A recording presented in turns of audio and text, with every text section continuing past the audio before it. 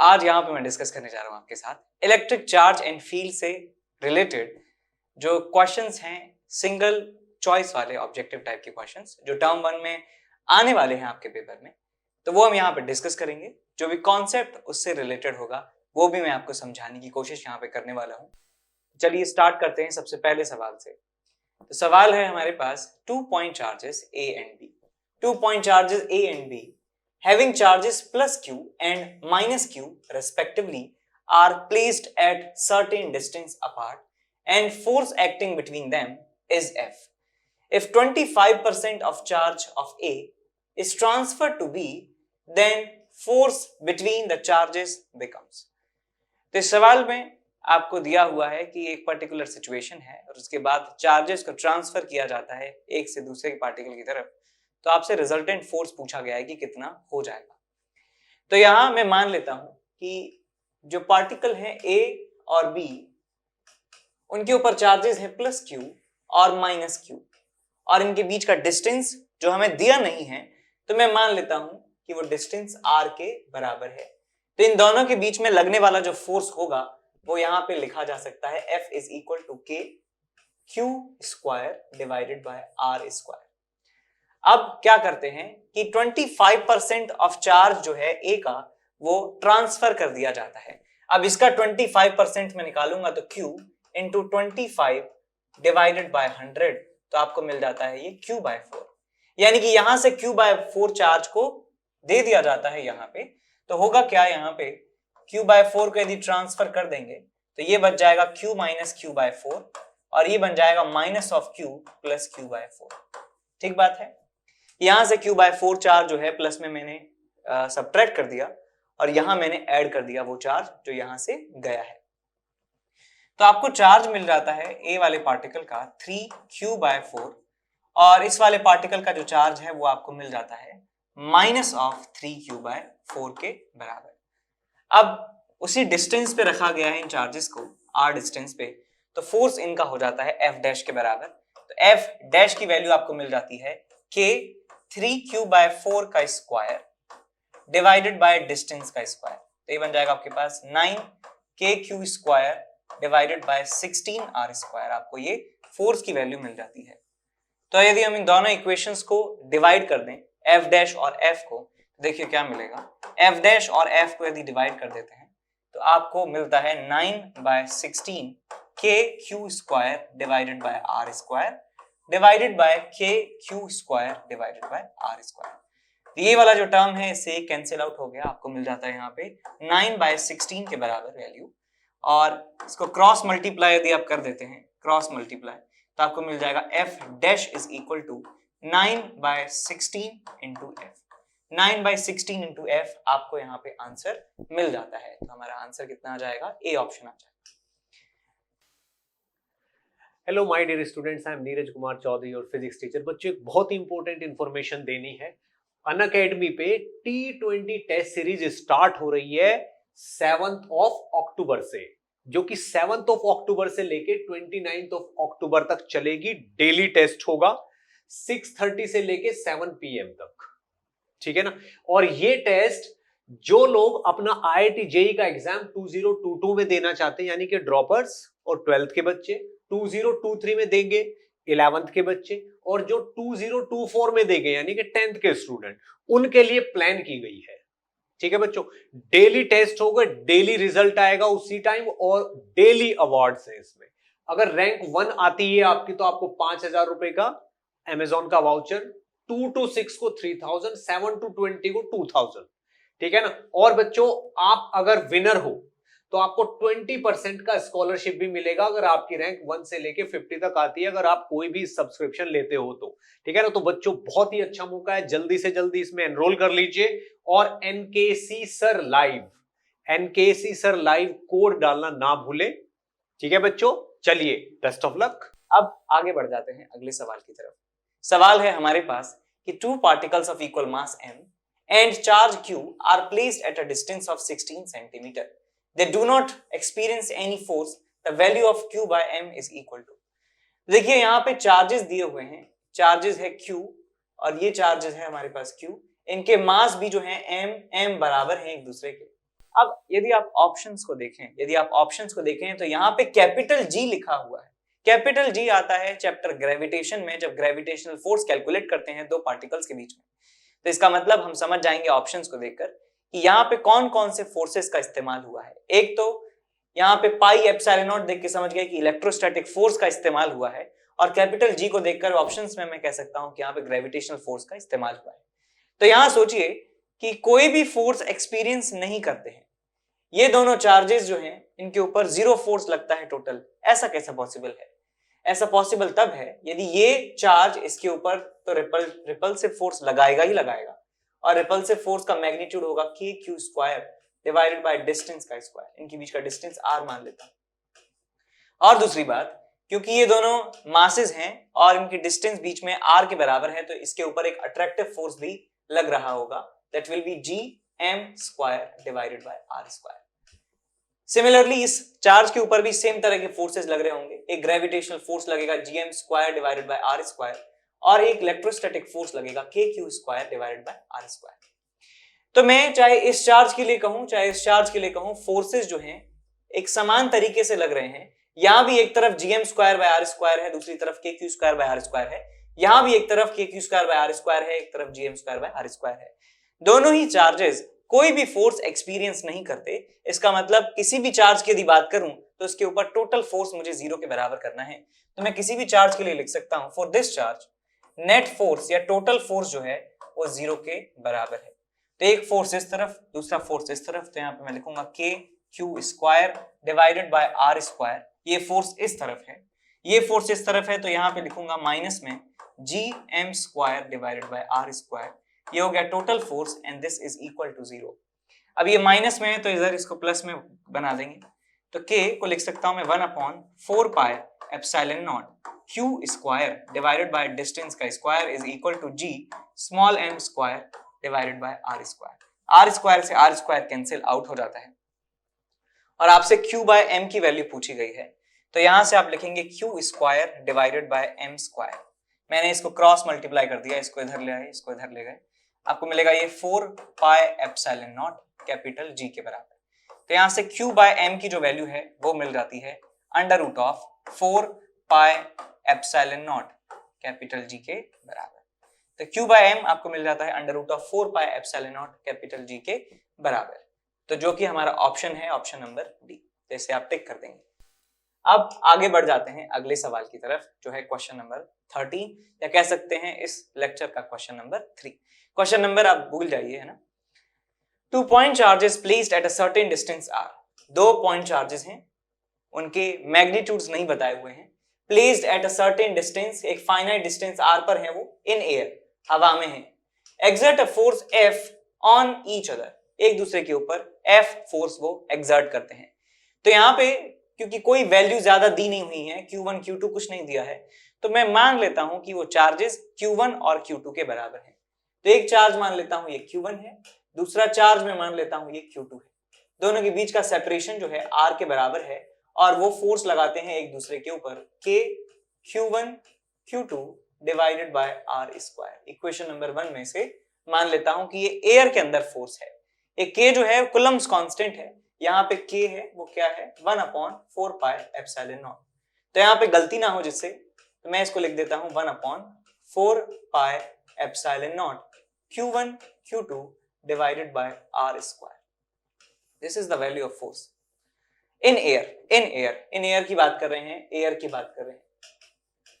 इसके बाद कहा गया है कि then the distance r dash at which these charges will exert the same force in a medium of dielectric constant K।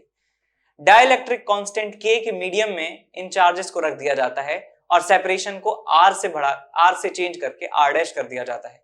तो बताइए कि सेम फोर्स लगना चाहिए चार्जेस के बीच में, तो कितना डिस्टेंस पे रखें इनको। दोबारा समझेंगे कि अब जो सेपरेशन r है बेटा इनके बीच में, चार्जेस के बीच में, वो सेपरेशन r डैश कर दिया जाता है कुछ इस तरीके से सेपरेशन को चेंज किया जाता है कि जो फोर्स अब इन चार्जेस के बीच में लगेगा वो इस फोर्स के बराबर हो जाए। तो यहां पे अब मीडियम है, मीडियम का डाइलेक्ट्रिक कांस्टेंट जो है k के बराबर है। ये क्या चीज होती है? देखिए वैक्यूम में फोर्स का फॉर्मूला होता है 1/4πε0 Q1 Q2 by r square. लेकिन जब मीडियम की बात करते हैं, इन अ मीडियम की जब बात करें तो फोर्स चार्जेस के बीच में होता है 1/4πε0 Q1 Q2 divided by r square. इस एप्सिलॉन एप्सिलॉन r को कहा जाता है एप्सिलॉन। ये एप्सिलॉन होता है, इसे कहते हैं epsilon not into epsilon r, ठीक है। इसे रिलेटिव परमिटिविटी कहते हैं, इसे एब्सोल्यूट परमिटिविटी कहते हैं, और इसे परमिटिविटी ऑफ वैक्यूम कहा जाता है। ये वैक्यूम की परमिटिविटी है, ये उस मीडियम की रिलेटिव परमिटिविटी है। इसे ही डाइलेक्ट्रिक कांस्टेंट कहा जाता है, तो यहाँ पे मैं एप्सिलॉन नॉट तो है ही ऑलरेडी, यहाँ पे मुझे के लिखना होगा बिकॉज डाइलेक्ट्रिक स्ट्रेंथ कहते हैं इसे, डाइलेक्ट्रिक कांस्टेंट कहते हैं इसे, तो एक के आ जाएगा हमारे पास। तो इन चार्जेस के बीच में सेपरेशन यदि r डैश है तो फोर्स मैं लिख सकता हूं 1/4πε0 k dielectric constant Q1 Q2 divided by r dash का स्क्वायर। अब कहा गया है कि ये फोर्स के बराबर होना चाहिए, तो दोनों एक्सप्रेशंस को आप इक्वेट कर देंगे। सो 1/4πε0 Q1 Q2 divided by r square. ये पुराना वाला फोर्स है R1 सेपरेशन पर जब चार्जेस थे एयर में या वैक्यूम में, और अब नए मीडियम में जो फोर्स लगेगा that will be 1/4πε0 k Q1 Q2 divided by नया सेपरेशन r डैश का स्क्वायर। तो 4πε0 से 4πε0 गया, Q1 से Q2 Q1 Q2 आपस में कैंसिल आउट हो गए, नीचे बचा r स्क्वायर, यहाँ पे बचा k, यहाँ पे बचा r dash square. So k into r dash square is equal to r square, r dash square is equal to r square by k, और यहाँ पे r dash की वैल्यू आपको मिल जाती है r upon under root of k के। ठीक, तो आई होप आपको ये समझ में आया तो सब्सक्राइब जरूर कर देना चैनल को, और जरूर कमेंट लिखें प्लीज। तो आप यदि कमेंट करेंगे तो और भी ज्यादा लोगों तक ये पहुंच पाएगी वीडियो जो हम चाहते हैं। तो प्लीज कमेंट जरूर करें और लाइक जरूर करके जाएं और शेयर कर दें यदि आपको बहुत अच्छी लगी तो वीडियो। इसके बाद चलते हैं अगले सवाल की तरफ, question number 14। An object A has a charge of -2 microcoulomb and object B has a charge of +6 microcoulomb. Which of the following is correct? तो देखिए यहाँ पे मैं बात करता हूँ, एक जनरल बात करता हूँ कि जो इलेक्ट्रोस्टैटिक फोर्स होता है, मान लीजिए 2 पॉइंट्स पर Q1 Q2 चार्जेस रखे हैं, इनके बीच में इलेक्ट्रोस्टैटिक फोर्स ऑफ अट्रैक्शन या फोर्स ऑफ रिपल्शन लग रहा होगा। तो ये जो फोर्स है ये न्यूटन्स थर्ड लॉ का पालन करता है, न्यूटन्स थर्ड लॉ को फॉलो करता है। न्यूटन्स थर्ड लॉ क्या कहता है? Every action has a equal and opposite reaction, या कह सकते हैं यदि एक बॉडी दूसरी बॉडी पर फोर्स लगाती है तो दूसरी बॉडी भी पहली बॉडी के ऊपर फोर्स लगाती है उसी समय पर सेम मैग्नीट्यूड का ऑपोजिट डायरेक्शन में। तो भैया ये यदि फोर्स लगाता है इस डायरेक्शन में FAB या F0 कह सकते हैं, मैग्नीट्यूड F0 के बराबर फोर्स लगाता है, तो ये चार्ज उतना ही फोर्स लगाएगा ऑपोजिट डायरेक्शन में। इसका डायरेक्शन है ये, तो इसके ऊपर ऑपोजिट डायरेक्शन में सेम मैग्नीट्यूड का फोर्स लगेगा। तो मैं रिलेट कर सकता हूं इस फोर्स और इस फोर्स को, that these forces have the same magnitude but opposite direction। तो यहां से मैं लिख सकता हूं FAB, जो A ने B के ऊपर फोर्स लगाया, is equal to minus of force on B due to A। तो FAB is equals to minus FBA vector जो है ये हमेशा वैलिड होगा दो चार्जेस के बीच में फोर्स के लिए, इलेक्ट्रोस्टैटिक फोर्स के लिए, बिकॉज ये न्यूटन्स थर्ड लॉ का पालन करता है। तो चार्जेस से कोई मतलब नहीं है, चार्जेस के रेशियो से कोई मतलब नहीं है, चार्जेस कैसे भी हों, फोर्सेस इलेक्ट्रोस्टैटिक होना चाहिए, ये रिलेशन हमेशा फॉलो होगा दो चार्जेस के लिए। ठीक है, तो यहाँ पे आप देख सकते हैं कि ये वाला रिलेशन जो है फॉलो हो रहा है, 3-4 का फैक्टर नहीं आएगा। Newton's third law is simple, equal and opposite forces हमें देखने हैं। So these forces are opposite और इक्वल है मैग्नीट्यूड में, तो बी ऑप्शन आप टिक कर देंगे यहाँ पर। नेक्स्ट क्वेश्चन यहाँ पे डिस्कस कर रहे हैं। क्वेश्चन आपसे कहता है electric charges of 1 microcoulomb, -1 microcoulomb and 2 microcoulomb are placed in air at the corners A, B, C respectively of an equilateral triangle ABC. Having length of each side 10 centimeter, the resultant force on the charge at C point पर जो charge रखा हुआ है उसके ऊपर आपको resultant force निकालना है, कितना होगा। तो यहाँ पे आप देख सकते हैं कि जितने भी सवाल हमने इस चैप्टर के किए हैं, अभी हम इलेक्ट्रिक फोर्स और इलेक्ट्रिक फील्ड तक ही पहुंच पाए हैं। जैसे जैसे समय बढ़ता जाएगा वैसे वैसे इस चैप्टर के अगले वाले टॉपिक्स भी हम यहाँ पे कवर कर रहे होंगे। तो ये हमारे पास एक इक्विलैटरल ट्राइंगल हो गया और इस इक्विलैटरल ट्राइंगल की जो वर्टाइसेस हैं इनको मैं नाम दे देता हूं A, B एंड C। आप इन पर चार्जेस को बिठा सकते हैं 1, -1 और 2। यहां पे है हमारे पास 1 माइक्रोकूलम, यहां पे है हमारे पास -1 माइक्रोकूलम। मैं A B C ऑर्डर में चल रहा हूं, पहले A आता है तो ये A है, B उसके बाद C, और यहां पे आया हमारे पास 2 माइक्रोकूलम। ये एंगल जो है इंटीरियर एंगल ये 60 डिग्री के बराबर होंगे बिकॉज ये एक इक्विलैटरल ट्राइंगल है। 60 60 60 और लेंथ जो है मैं मान लेता हूं L के बराबर है तीनों साइड्स की। अब C पॉइंट पर जो चार्ज रखा हुआ है उसके ऊपर लगने वाला टोटल फोर्स हमें कैलकुलेट करना है। तो देखिए बेटा, ये एक पॉजिटिव चार्ज है, ये एक पॉजिटिव चार्ज है, तो मैं कह सकता हूं कि ये चार्ज इसके ऊपर एक रिपल्सिव फोर्स लगाएगा अलोंग लाइन AC। तो AC लाइन के अलोंग एक फोर्स लग रहा होगा F के बराबर। अब मैं बात करूं चार्ज B जो कि एक नेगेटिव चार्ज है, ये एक पॉजिटिव चार्ज है, तो पॉजिटिव चार्ज को एक अट्रैक्ट कर रहा होगा एक फोर्स से, तो ये CB के अलोंग एक फोर्स लग रहा होगा जो कि एक अट्रैक्टिव टाइप का फोर्स होगा, क्योंकि आप देख सकते हैं कि इन दोनों चार्जेस का जो मैग्नीट्यूड का प्रोडक्ट है Q1 Q2 और इनके बीच का डिस्टेंस वो इन दोनों के प्रोडक्ट और इनके डिस्टेंस के बराबर है। तो मैं कह सकता हूं जितना फोर्स इसने इसके ऊपर लगाया उतना ही फोर्स इसने इसके ऊपर लगाया होगा। तो ये यदि F है तो ये भी F के बराबर होने वाला है। ये एंगल 60 है, पूरा एंगल 180 के बराबर है, तो ये वाला एंगल कितना हो जाएगा 120 डिग्री के बराबर। तो फोर्स F और फोर्स F दो फोर्सेस हैं, उनके बीच में एंगल जो है 120 डिग्री के बराबर है, तो रिजल्टेंट फोर्स हम निकाल सकते हैं F resultant is equal to F square plus F square plus 2 into F cos of 120 degree का अंडर रूट। तो ये हमारे पास रिजल्टेंट फोर्स हमें मिल जाता है। So this is F square 2F square plus 2F square cos 120 होता है -12 के बराबर। तो यहाँ 2 से 2 चला गया, ये -1 मल्टीप्लाई होगा F स्क्वायर में तो -F स्क्वायर बन जाएगा, तो आपको मिल जाएगा ये 2F square minus F square which is F square का under root is equal to F। तो यहाँ पे हमें रिजल्ट मिल जाएगा F के बराबर ही नेट फोर्स हमें मिलेगा, जिसकी डायरेक्शन जो है वो कहीं कुछ इस तरीके से आपको मिलने वाली है। ये है डायरेक्शन मिलेगी आपको नेट फोर्स की, जिसका मैग्नीट्यूड F के बराबर ही है। इस रिजल्ट को आप याद भी रख सकते हैं, यदि दो एक समान वेक्टर हैं जिनके बीच में एंगल है थीटा, तो उनका रिजल्टेंट आता है एंगल बाइसेक्टर के अलोंग और उसका वैल्यू जो है आप निकाल सकते हैं। और भी जो एक स्पेशल रिजल्ट है ये याद रखें, देखिए ऐसे याद रखिए, दो वेक्टर्स हैं F और F, A और B कुछ भी हो सकता है जिनके मैग्नीट्यूड बराबर हैं, एंगल उनका थीटा है, तो उनका रिजल्टेंट जो होता है F रिजल्टेंट वो angle theta by 2 angle bisector पे लाई करता है। ठीक, दूसरा रिजल्ट क्या है, यदि दो वेक्टर्स के बीच में एंगल जो है वो 120 डिग्री के बराबर है, एक समान वेक्टर हैं F और F, उनके बीच में एंगल 120 है, तो उनका resultant of course angle bisector पे आएगा, ये एंगल 60 होगा, ये एंगल 60 होगा और उसका रिजल्टेंट भी F ही होता है। एक स्पेशल केस हो गया कि यार दो वेक्टर्स हैं एंगल 120 है तो उनका रिजल्टेंट भी F आने वाला है। ऐसी सिचुएशन कई बार हमें मिलती है जब हम इक्विलैटरल ट्रायंगल की बात कर रहे होते हैं, यहाँ पे सेंट्रोइड पे बात करते हैं, तो ये वाली सिचुएशन बन जाती है, तो फटाफट आंसर जो है लाया जा सकता है बहुत ही कम समय में।